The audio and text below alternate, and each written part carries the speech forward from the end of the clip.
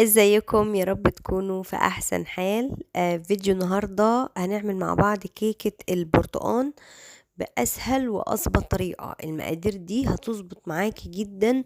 كيكة البرتقال هتطلع هشة وطرية وعالية، وكمان طعمها بجد لذيذ جدا وطرية، وان شاء الله هتعجب الولاد، وكمان هتعتمد المقادير على طول.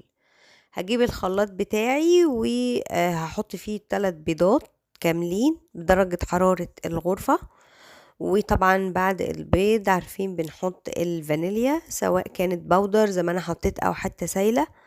وهحط عليهم معلقة كبيرة من الخل عشان الزفارة. وهضيف السكر اللي هو كوباية وربع، وانا زي ما انتم شايفين بعاير بالكوباية المعيارية.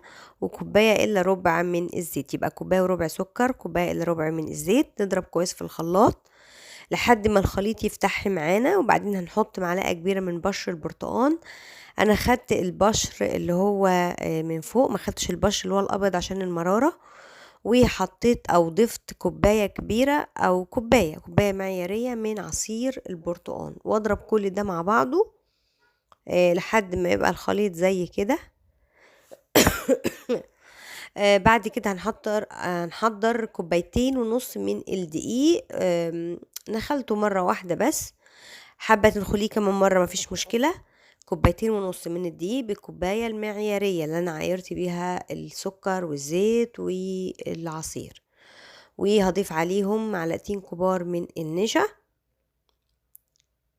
وهضيف معلقة كبيرة ونص من البيكنج باودر، ورشة الملح او يعني ربع معلقة صغيرة او من الملح. وهخلط كل المكونات دي كده وانخلهم كويس مع بعض. هقلبهم كده بسباتولا علشان كل المكونات اضمن ان هي تختلط كويس قوي مع بعض.